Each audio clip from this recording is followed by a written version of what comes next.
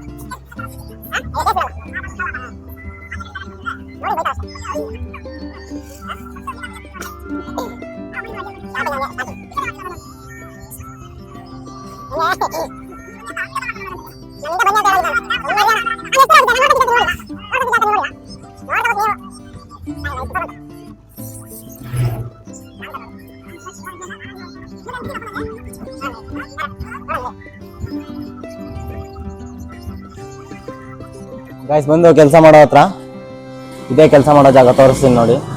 Rolling sheet ಹೊಡಿಬೇಕು. Rolling sheeter ಹೊಡೆದ್ಮೇಲೆ ಹೆಂಗೆ ಕಾಣುತ್ತೆ ಅಂತ ತೋರಿಸ್ತೀನಿ. ಗಾಯ್ಸ್ ಇವತ್ತು ಜಾಸ್ತಿ ಲಾಗ್ ಮಾಡೋಕ್ಕಾಗಲಿಲ್ಲ. ಈಗ ಕೆಲಸ ಮುಗಿಸ್ದು ಈಗ 2 ರೋಲಿಂಗ್ ಶೀಟ್ರ್ ಕೂರಿಸಿದೀವಿ ಅಷ್ಟೇ. ನಾಳೆ ರೋಲಿಂಗ್ ಶೀಟ್ರನ್ನ ಹೆಂಗೆ ಕೂರಿಸ್ತೀವಿ ಅಂತ ಎಲ್ಲ ಎಕ್ಸ್ಪ್ಲೇನ್ ಮಾಡ್ತೀನಿ ನಾಳೆ ವ್ಲಾಗಲ್ಲಿ. ಹೆಂಗೆ ಕೂರಿಸೋದು, ರೋಲಿಂಗ್ ಶೀಟ್ರ್ ಹೆಂಗೆ ತಯಾರಿಸೋದು ಅದೆಲ್ಲ ಹೇಳ್ತೀನಿ. ನಮಗೆ ಎಷ್ಟಾಗಿದೆ ಕೆಲಸ ಅಂತ ತೋರಿಸ್ತೀನಿ ನಿಮಗೆ. ಗೈಸ್ ನೋಡಿ, ಇಷ್ಟ ಆಗಿದೆ ಕೆಲಸ.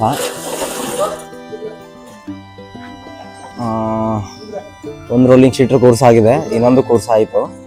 ಇನ್ನೇನು ಇನ್ನು 3 ಬಾಕಿ ಇದೆ. 3ರಲ್ಲಿ ಒಂದನ್ನು ಎಕ್ಸ್ಪ್ಲೇನ್ ಮಾಡ್ತೀನಿ ಹೇಗೆ ಮಾಡೋದು ಅಂತ. ನಾಳೆ ಒಳಗೆ ಕಾಯ್ತಿರಿ ಗಾಯ್ಸ್. ಇಷ್ಟೇ ಗಾಯ್ಸ್, ಮಾಡೋಕ್ಕಾಗಲಿಲ್ಲ, ಜಾಸ್ತಿ ಕಂಟೆಂಟ್ ಜಾಸ್ತಿ ಇಲ್ಲ, ಬೇಜಾರಾಗಬೇಡಿ. ಇವತ್ತಿನ ಲಾಗ್ ಇಲ್ಲಿಗೆ ಮುಗಿಸ್ತಿದ್ದೀನಿ. ಸರಿ ಗಾಯ್ಸ್, ನಾಳೆ ಸಿಗೋಣ, ಬಾಯ್.